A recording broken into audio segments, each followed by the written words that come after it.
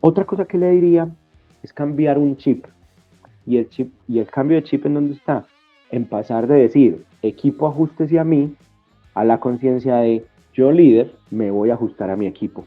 Y ese cambio me hace preguntarme por quiénes son las personas de mi equipo, quiénes son los que cohabitan, quiénes son mis clientes, quiénes son mis proveedores, o sea, como quiénes son todos los públicos con los que yo me relaciono, para que desde ahí se vaya dando la transformación, para que desde ahí se vaya dando el cambio de paradigma de quedarme con esa única mirada, pero cambiarlo no con el peso de tengo que cambiar y entonces me voy a cambiar mi personalidad, sino entendiendo quién soy, ajustándome a esos elementos.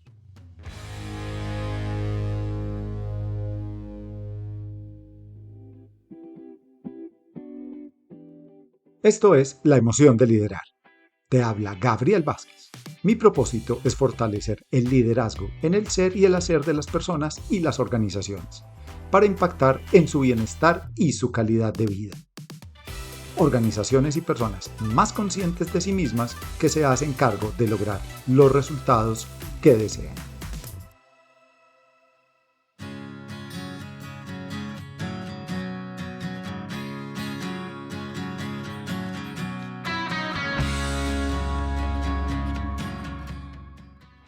Hola amigos de la emoción de liderar, qué bueno que están nuevamente con nosotros. Hoy tengo un invitado súper especial. Ese invitado se llama Carlos Ignacio Gallego Soto. Lo conocí recientemente. Lo más simpático era que nos habíamos visto en pantalla muchas veces. Lo había escuchado varias veces, pero solo hasta hace tal vez unos pocos días fue que nos pudimos cruzar unas palabras y creo que hicimos clic muy rápido. Hola Carlos Ignacio, ¿cómo estás? Qué bueno que estás acá. Hola, hola Gabriel, gracias por invitarme a tu programa para hablar de las emociones, de la experiencia y de todo este mundo del liderazgo, pero con ese toque que tú le das de la emoción, del conectar. Y muy buena anécdota de inicio, porque claro, vernos en la pantalla es muy distinto a la vida presencial. Sí, así fue. Creo que cuando nos vimos nos dijimos, ay, eres tú, ay, sí, soy yo. Y bueno, Sí, ahí sí, sí. apareció una conversación muy bonita. Bueno, Carlos Ujú. Ignacio, bueno, y cuéntanos un poco, en primer lugar, quién es Carlos Ignacio. Claro que sí, miren, yo soy un creyente en el poder que tiene la conversación, el diálogo. Soy un amante de la buena conversación, del cafecito, por eso no puede faltar el cafecito aquí. Salud, salud. Eh, un apasionado de la vida, del disfrutar de acompañar procesos de equipo, procesos de personas, que me disfruto, no sé, ir a cine, salir a comer helado con mi hija, pasear, conversar, en fin, un disfrute de la vida, disfrutarme la vida me encanta, me apasiona. Y bueno, este es uno de los temas, hablando de presentación, en los que me gusta porque es como la conciencia de quiénes somos y esa pregunta por el quiénes somos es quiénes somos en relación con otros. Entonces hoy es muy bonito poderme presentar desde el quiénes somos por ejemplo, un ejercicio que yo hago mucho con los líderes es cómo los presentaría su equipo, qué diría su equipo de ustedes. Entonces, me encantaría como esa conciencia de qué dirían los líderes que he acompañado, ¿cierto? Que Carlos Ignacio es una persona que se conecta con los grupos, que se conecta con las personas, que le gusta el pensamiento crítico, ser consciente de que siempre soy, que hay que vivirse como los momentos dándose cuenta y percatándose, haciendo esas pausas en el camino, esa conciencia de la experiencia y de quiénes somos. Carlos Ignacio invita mucho a reflexionar. Entonces, me quedo pensando como, ¿qué dirían de mí después de vivir un proceso de acompañamiento? Y es eso, me permitió explorar, expandir, más allá de imponer un punto de vista, es cómo se crean perspectivas y posibilidades juntos. Entonces, me gusta presentarme y conectarme desde ese lugar de cómo la flexibilidad, la fluidez, la creatividad emerge en una conversación y que se permite que la conversación sea la que guíe, la que lleve, la que oriente. Entonces, lo diría y me orientaría desde ahí. Además que tengo una pequeña hija de 11 años, me gusta hablar de Marianita, ¿cierto? Que también esto del ser papá me ha llevado también a la conciencia de la responsabilidad y la corresponsabilidad de qué mundo estamos dejándole a las generaciones que se vienen, como esa conciencia de lo que se viene y de lo que hay detrás. Entonces, también me disfruto mucho con mi hija y bueno, aquí estamos conversando, tomándonos un cafecito y a ver qué sucede. Claro, que fluya. Me gusta cuando hablas de Mariana. Yo Ujú. también soy el papá de María Clara y creo que desde allí también nos constituye nuestra capacidad de ver el mundo.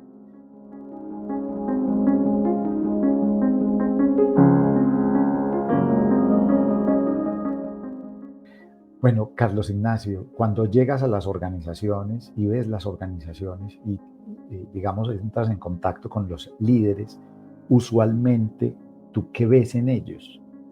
Normalmente nos hacen pedidos, pero hay veces pasa que eso que nos Ujú. piden como que no es lo que tal vez ellos ven de ellos. ¿Qué ves tú en ellos cuando te contactan?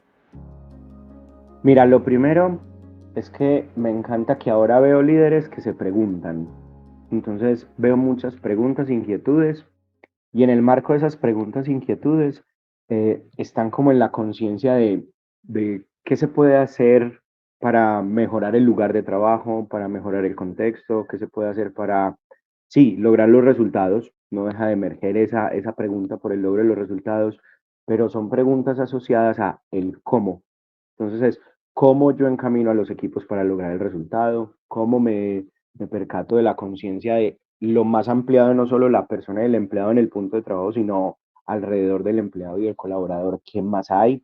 Entonces empiezan líderes que se preguntan por el equipo y se preguntan por ellos mismos, de cómo son, cómo llegaron a ese lugar, cuál es su corresponsabilidad, no en esos términos, pero sí se hacen preguntas desde ese lugar. Me llama la atención que todavía se quedan mucho en mi equipo y en quieren que mejore el otro y entonces cómo hacerlo y a veces les cuesta verlo en ellos también. Me llama eso mucho la atención, como tenemos problemas de trabajo en equipo y es que tal persona y es que tal equipo y es que tal tema y el proveedor y a veces les cuesta mirarse para ver ellos su responsabilidad en ese lugar. Sin embargo, empieza a ver ese tema de preguntarse.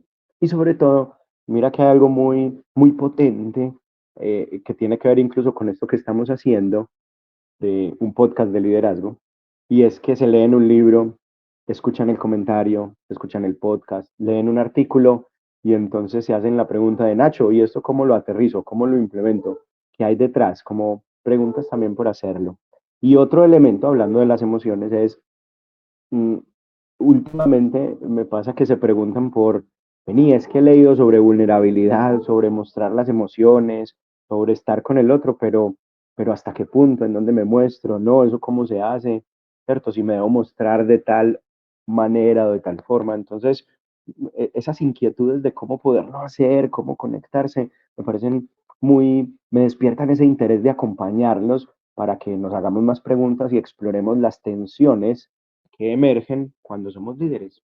Creo que por ahí va Ujú. el asunto. Ah, bueno, hay un tema que también lo hago en las primeras sesiones, sobre todo en mentorías uno a uno, es las expectativas las expectativas que hay puestas en ellos, tanto de su gente, de sus líderes, de la junta, de los socios, del que los contrató, como la pregunta por expectativas, y que es una palabra muy bonita y que de ahí nos daría para muchos temas de conversación, porque es justamente el pilar de lo humano y de esa conciencia de lo que se espera, pero como esa conexión desde ese lugar. Siento que también Ujú. por ahí va el asunto.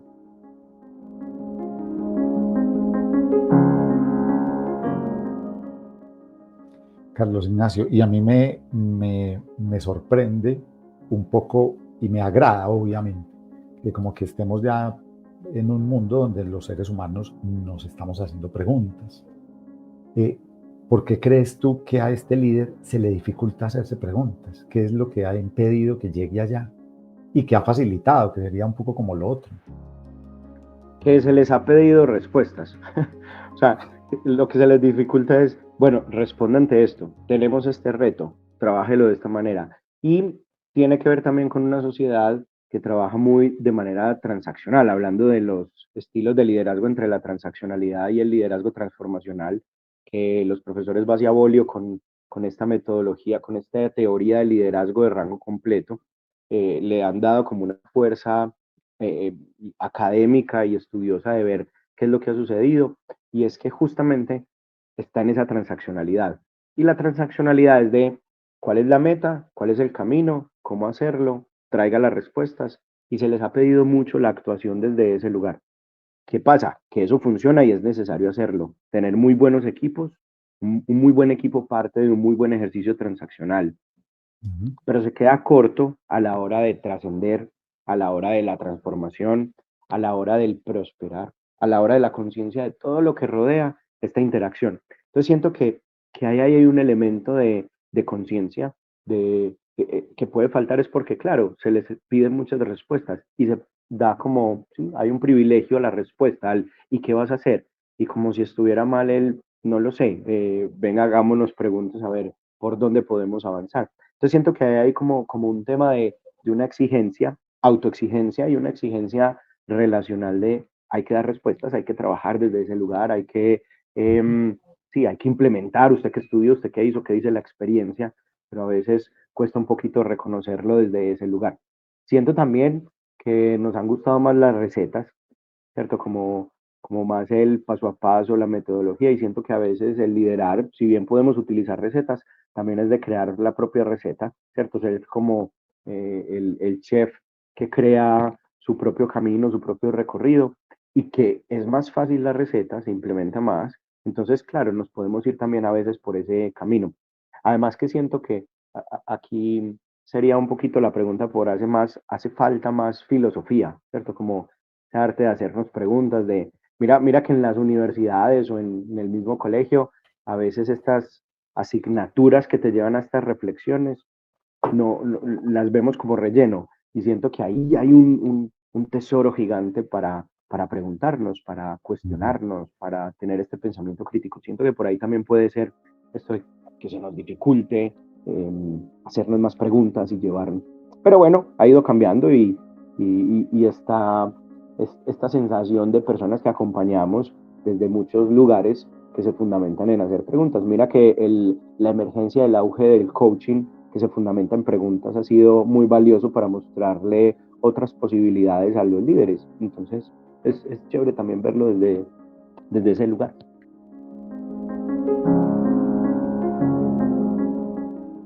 Carlos Ujú. Ignacio, yo he visto que tuvimos como claramente un quiebre en la pandemia, como que a las organizaciones y a los líderes en términos generales les pasaba algo antes y algo después.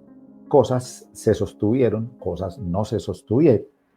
En este contexto de las conversaciones, de las preguntas, de abrirse a tener conciencia, de ser vulnerable, ¿tú qué viste, qué notaste en ellas, en las organizaciones y en los líderes?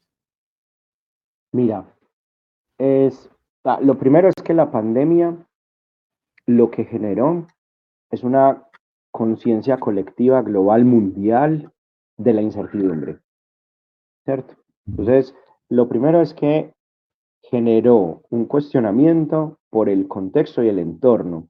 De ahí es que escuchamos a los consultores que hacemos intervenciones de equipo hablar del ambiente en el que nos encontramos, ¿cierto? El ambiente buca, por ejemplo, que era algo que venía de la Guerra Fría, que se hablaba hace mucho. Hay momentos y lugares donde se evidencia lo volátil, lo incierto, lo complejo, lo ambiguo, por ponerte un ejemplo de contexto.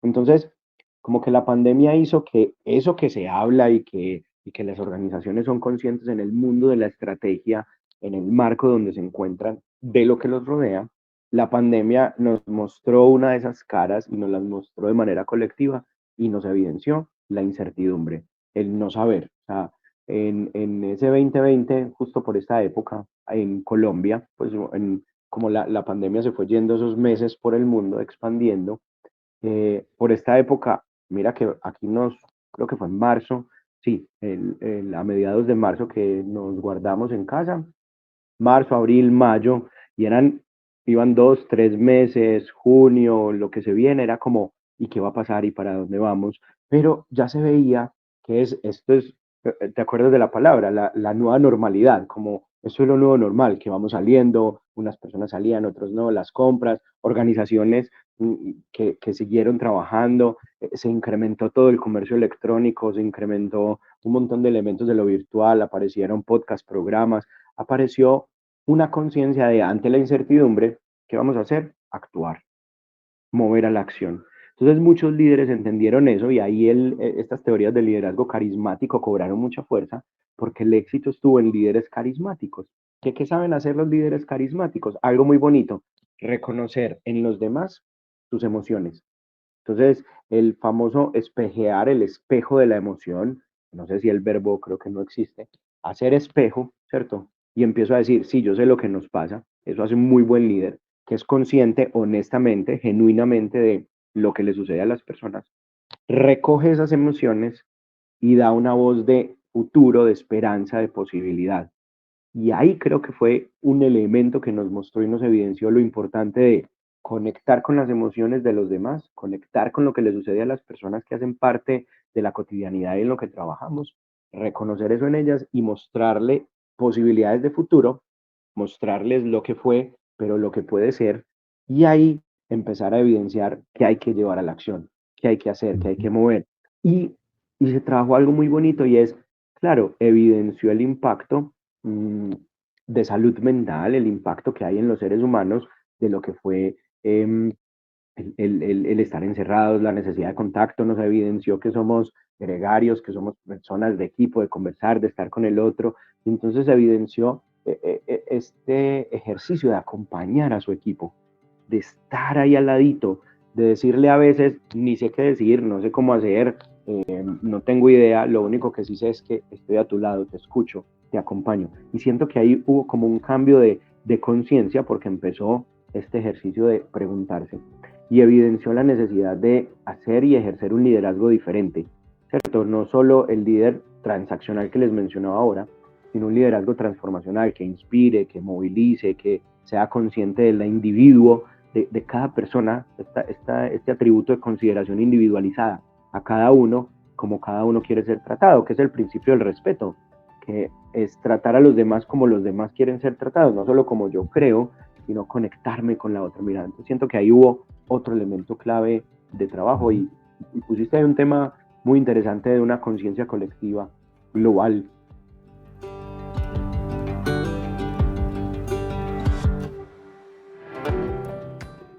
Carlos Ignacio, ¿has notado, seguramente o probablemente llegues a organizaciones de distinto tipo? ¿Eso que cuentas lo has notado más en un tipo de organizaciones, de un sector económico que de otro? ¿O lo has visto igual? Yo lo he visto muy similar en todas. Hay una, sí he visto que hay un sector, el de las tecnologías, ya sean procesos de TI o empresas de base tecnológica, que sí se hacen otras preguntas, porque además la dinámica sí les cambió mucho en términos de contratación, en, en empresas que pedían, entonces se robaban, esa palabra es muy rara, pero se roban la gente de un lugar al otro, le ofrecen más dinero. O sea, hubo un movimiento particular en empresas de base tecnológica o en áreas y procesos de TI por la conciencia de lo global, ¿cierto? De este pensamiento global, actuar local, pero que yo puedo trabajar en una organización en cualquier lugar del mundo.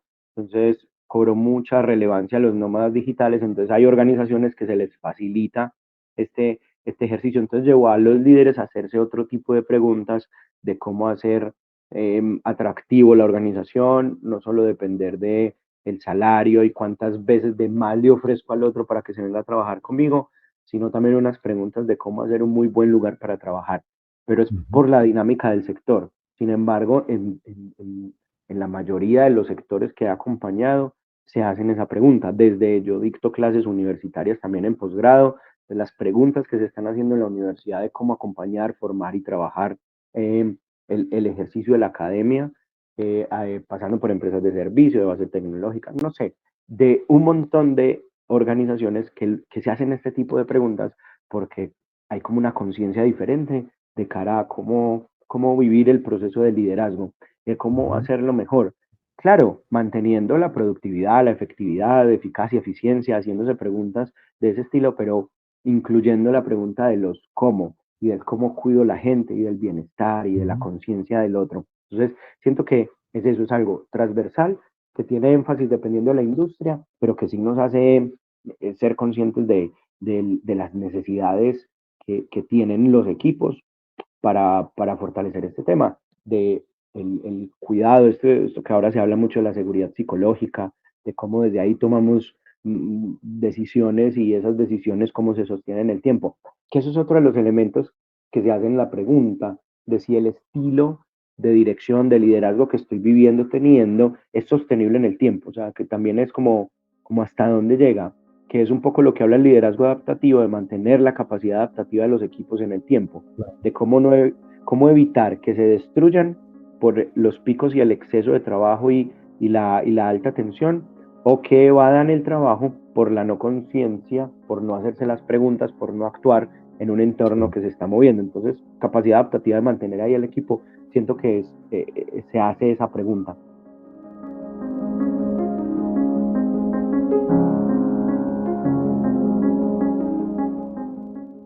Recientemente, cuando nos encontramos, conversábamos acerca de las generaciones, ¿sí? De esta persona mayor que ya está a pocos años como de retirarse, pero también está esta persona joven que también tiene pues como unos deseos, pero como que entre uno y otro se recriminan, ¿sí? El joven porque cree que esta persona mayor ya no tiene las prácticas que debería tener y la persona mayor que piensa que el otro es un flojo que no es capaz de sostener.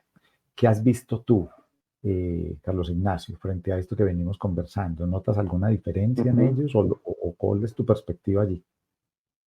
Son como varias con el tema. Primero es que caemos en un sesgo gigante de estereotipo, de tipificación, que hacemos de, entonces los próximos a jubilar son de tal manera, los jóvenes son esta, la generación tal es de una y es de otra, y caemos en esa generalización.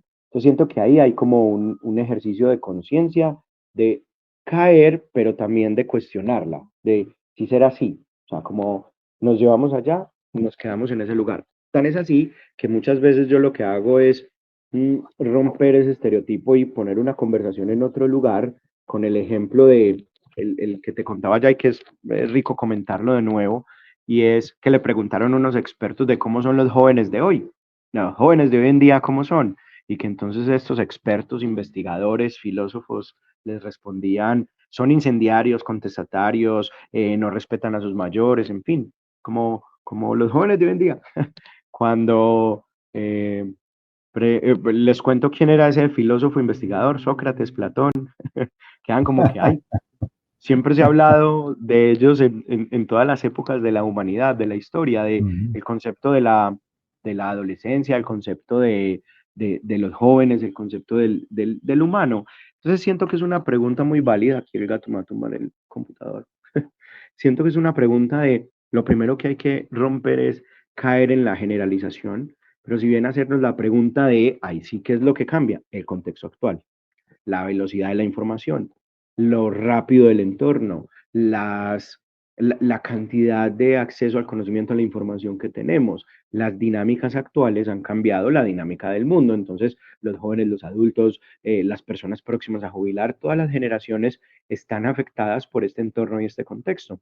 Y ahí Ujú. es como vamos percatándonos de lo que hay detrás. Entonces, es empezar a hacer como esta transición de conciencia y retar con preguntas, con pensamiento crítico, porque si bien vamos a ver próximos a jubilar, incluso más tecnológicos que unos jóvenes que uno dice, usan el WhatsApp y ya. Claro, como la pregunta de eso, o lo que una vez dictando un taller rural, un joven me decía, hablando esto de que los jóvenes de hoy, el propósito, salir, buscar trabajos, el mundo, y este joven me decía, yo quiero ser pareciguero. Yo no le ¿Para entendía, qué? pues no sé si Ah, pareciguero. sí. Pareciguero es los que se paran en las construcciones de carretera a dar vía, que la vía solo queda de un paso, y el chico se imaginaba estar con una palita, pues Wow. con la señal del pare y siga, y que ese era el trabajo soñado.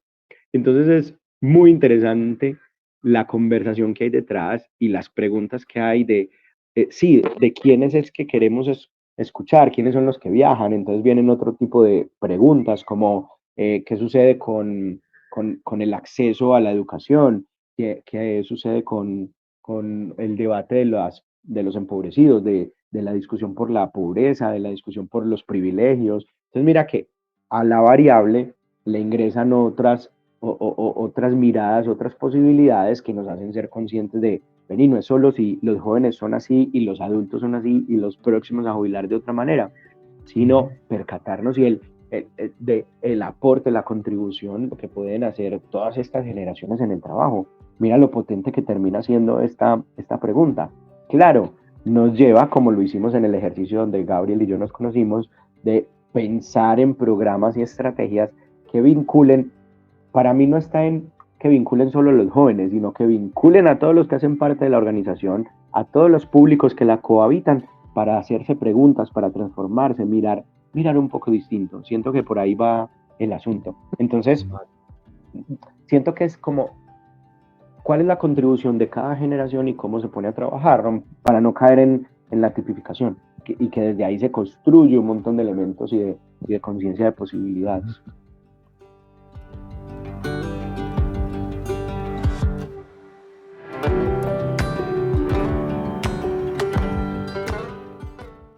Carlos Ignacio, en toda nuestra conversación he como buscado capturar algunas palabras y como alguna columna vertebral y ha aparecido, aquí lo escribí, la conciencia de la incertidumbre. Y me hace imagen este líder de liderazgo clásico, de líder clásico, que es un poco pues estructurado, rígido, que solamente ve el resultado. Este líder que es un poco como Superman o Superwoman, que frente a esta pregunta de la incertidumbre, de la conciencia de la incertidumbre, eso como que no le aparece tanto, pero que tal vez escucha un llamado, pero no sabe por dónde empezar. Si tuvieras este líder ahí al frente, un poco ya cansado y que quiere un poco conversar contigo, ¿qué le dirías tú a ese líder? Que tal vez hoy nos está escuchando o te está escuchando. ¿Qué le dirías? ¿Por dónde debería o por dónde pudiera empezar él como su camino de conciencia de la incertidumbre? Mira, lo primero es partir del reconocer como esas victorias que ha tenido, eso de su estilo que le ha permitido obtener y como partir del reconocer y agradecerse de lo que ha logrado, porque seguramente ha logrado muchísimo. Es más, en las teorías, en la del liderazgo situacional puntualmente, es uno de los estilos que funciona para acompañar cierto tipo de personas. Entonces, a veces también escucho que se sataniza de uno y es un peso adicional, porque yo soy así y además me están tirando bien duro. Entonces es como reconocer el valor que tiene, ¿cierto? Reconocer lo que hay y empezar a mostrarle y que evidencie otras posibilidades y cómo también su cambio y su transformación le va a permitir obtener esos resultados que lo mueven y que lo hace ser consciente de esos elementos. Entonces su punto de partida es agradecimiento, es reconocer lo que funciona, revisar sus fortalezas, sus aciertos y percatarse. Pues, ¿qué es hacer conciencia? Es parar el piloto automático y percatarse. Entonces, paramos el piloto automático de que sus decisiones lo llevaron al punto y es, el piloto automático para, entonces digo, esto me permitió, pero a la vez también, ¿qué me ha impedido? ¿Cuál ha sido el impacto negativo? ¿Qué dicen las personas a mi alrededor? ¿Qué les sucede? Y hacerse la pregunta por el prosperar, que no solo es quedarse con lograr unos resultados, sino además la prosperidad busca tener un impacto mayor como en la conciencia de lo que genera con los demás. Entonces, empieza también a llevarlo a ese otro lugar de qué otras cosas se me podrían aparecer, qué nuevos resultados, qué nuevos logros, qué otros retos podrían aparecer cuando me percato de cambiar mi estilo. Y ojo, aquí hay algo muy importante, porque también confundimos cambiar los estilos de dirección, lo confundimos con cambiar como el estilo y la forma de ser. Y son dos cosas muy distintas. Por eso a mí no me gusta asociar las teorías de personalidad con las teorías de liderazgo. En la medida de, si bien mi personalidad, mis formas de ser, tradicionalmente la personalidad es temperamento y carácter y que hace que yo tenga estos elementos, van a impactar mi liderazgo, por supuesto, y le voy a tener que trabajar. Pero los estilos de dirección, los estilos de liderazgo, si yo lo entiendo y comprendo el impacto que tiene, sé que me tengo que mover entre ellos. Entonces, debido a mi personalidad, unos estilos de dirección, de liderazgo se me van a facilitar y otros se me van a dificultar. Pero ojo, eso nos va a pasar a todos los seres humanos. Hay unas cosas por mejorar y transformar y otras por cambiar. Entonces, yo dejo a un ladito, no porque no sea importante, la personalidad y me centro en lo que hay que trabajar desde el ejercicio de liderazgo. Y después vuelvo a la personalidad para saber el impacto que va a tener en mí eso. Otra cosa que le diría es cambiar un chip. y el cambio de chip, ¿en dónde está? En pasar de decir, equipo ajústese a mí, a la conciencia de yo líder, me voy a ajustar a mi equipo. Y ese cambio me hace preguntarme por quiénes son las personas de mi equipo, quiénes son los que cohabitan, quiénes son mis clientes, quiénes son mis proveedores, o sea, como quiénes son todos los públicos con los que yo me relaciono, para que desde ahí se vaya dando la transformación, para que desde ahí se vaya dando el cambio de paradigma de quedarme con esa única mirada, pero cambiarlo no con el peso de tengo que cambiar y entonces me voy a cambiar mi personalidad, sino entendiendo quién soy, ajustándome a esos elementos. Entonces, mira Ujú. que ahí ese cambio de mirada, de perspectiva, te muestra otros lugares que a lo mejor estos líderes no han visto y empiezan a encontrar bondades, por ejemplo, en ser líderes más participativos, más democráticos, ser líderes que empoderan, ser líderes que trabajan con el otro, hasta más tiempo tienen para hacer lo que les guste hacer.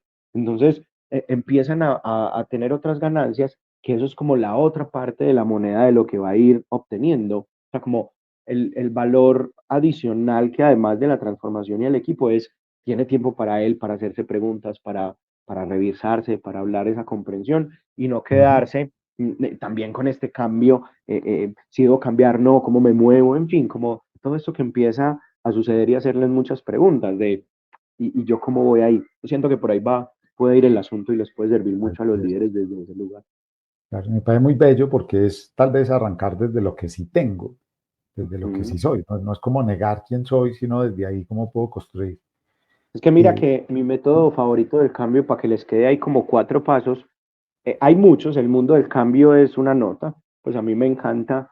em, Solo que a veces nos los llevan, vuelve y juega, a fórmulas, recetas, entonces el mejor modelo es ese, y yo soy como más ecléptico aquí sí, de acuerdo. pero cuando a mí me dicen, ¿cuál es tu favorito? Entonces son 4 pasos que se unen un poco a este liderazgo y cuando te empecé a responder no había caído en la cuenta que estaba ahí, pero mira, ya lo tengo tan interiorizado que voy por ese lugar. Se llama la indagación apreciativa. La indagación apreciativa se fundamenta en su nombre. Indagaciones que se centra en preguntas y apreciativo es que Ujú. pone un acento en los aspectos positivos, en las fortalezas, o sea, no va directamente a lo negativo. Entonces, filosóficamente ese es como el punto de partida. Son 4 pasos. El primer paso es descubrir. Entonces, en el descubrir es un poco lo que yo te decía del líder, descubrir fortalezas, aciertos, lo que hacemos bien y lo que funciona. Ese es nuestro punto de partida para ya pasar a la segunda fase, que es soñar. Son 4 Ds en inglés. Dream sería la segunda, entonces es soñar. La primera es discover y la segunda dream. Entonces, soñar. Entonces, en soñar, mira lo potente de la metodología. Y es que te pone en ese lugar al que quisieras llegar, Ya. en esa meta que tienes, en esa segunda instancia, no sé, en el propósito de la organización unido a unos objetivos, a unos objetivos estratégicos que tienes con tu equipo, pero es ponerle un sueño. Y también aquí libertad, lo quieres más al corto plazo, mediano plazo, largo plazo, tú vas definiendo dónde lo quieres poner. Pero es muy importante que dejes volar la imaginación en ese sueño y es cómo te imaginas fluyendo en ese lugar. Entonces te monta como en las expectativas que tienes de tu liderazgo o del equipo o de la organización o del proyecto en el que estés. Ese sería el Ujú. segundo. Entonces mira que hay algo muy potente y es que tienes las famosas brechas, el gap. Tienes la brecha, que tradicionalmente es entre fortaleza y debilidad. Aquí Ujú. cambió, es entre fortaleza y sueño. Mi Entonces si tú sueño. tienes algo negativo, lo pones es en el sueño, lo pones es en positivo, en lo apreciativo de ese sueño. No porque no sea importante, sino porque le das una transformación de cómo te imaginas eso en positivo fluyendo en futuro. Para pasar a la fase 3 es diseñar, design. Entonces, en el diseñar, bienvenido al mundo de la creatividad y la innovación. Yo aquí utilizo técnicas creativas para poder trazar el camino y diseñar ese camino y ese recorrer al sueño. Entonces, mira que es súper potente porque te trae ya la materialización, el mover a la acción, después de tener claro el lugar donde quieres ir. Entonces, ahí tienes el diseñar. El cuarto es el delivery o el destiny, que en inglés ponen como las dos palabras. La traducción uno lo puede llevar como a la entrega y es estas aplicaciones que hacen seguimiento satelital, no sé, a lo Rappi, Ujú. que te dicen dónde está la preparación de tu comida, ¿cierto? En dónde está y te va mostrando los puntos. Es hacerle seguimiento. Que eso que tú diseñaste sí se está acercando al sueño. Entonces mira Ah, ok. que esas 4 fases de cambio, de transformación, lo podemos aplicar en esto que vemos aquí del ejercicio del liderazgo, ¿cierto? Como de la conciencia de cómo podríamos movilizarnos desde ese lugar. Bueno, ahí quedó una metodología. Claro, genial. Y tiene un lugar emotivo diferente, porque lo escucho no desde el miedo, la incertidumbre, el temor, sino desde el entusiasmo. A veces yo siento que creemos que la incertidumbre en esencia es miedo y la incertidumbre puede ser un motorcito para generar pues mucho entusiasmo.